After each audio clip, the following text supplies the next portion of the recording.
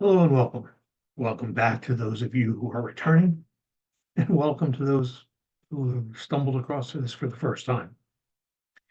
The first policy statement I'd like to make as a write-in candidate for the presidency of the United States is that the president's schedule in the scheduling book should cover 12 hours a day, 6 days a week.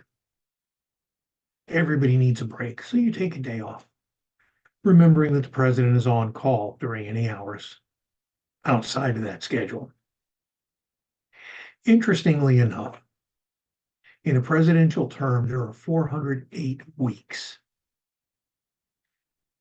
But I really strongly suspect that presidents of the United States, going back to the time of, say, Eisenhower, when the president first started flying cross country, I really doubt that they visited every state in the Union during a term of office, and that places like Oklahoma, Arkansas, New Jersey, Maine, uh, Iowa, Idaho, these places are visited by candidates seeking votes so that they can take an office. Presidents ought to be visiting them throughout their term to make sure that the information that they're getting, the impressions that they're hearing, are actually those of those people. I personally think that the president should spend weeks in each state.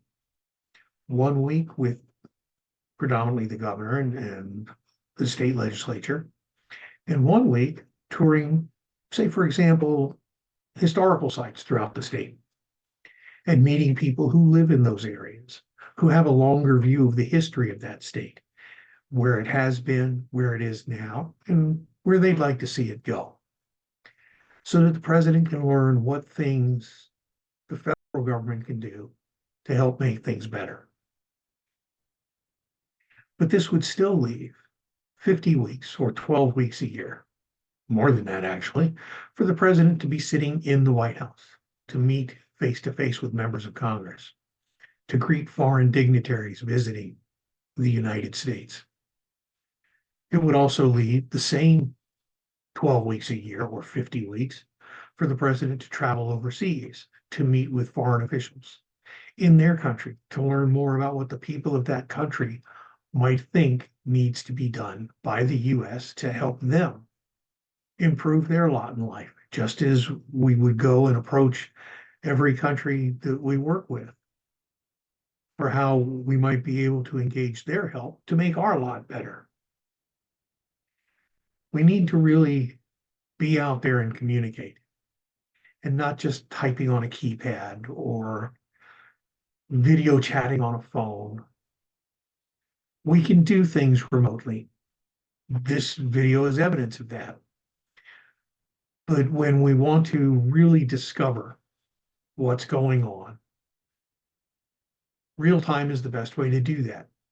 You'll notice that with these videos, I'm going to give you my perspective. I hope to hear some of your opinions regarding that and additional perspectives, but these videos by default are my perspective. But please comment, please let me know, because I haven't met anybody that's willing to pray to me yet, so I do make mistakes and I can do everything better. We'll talk about page 2 when page 2 arrives, and I hope to see you there. Thank you very much for joining us.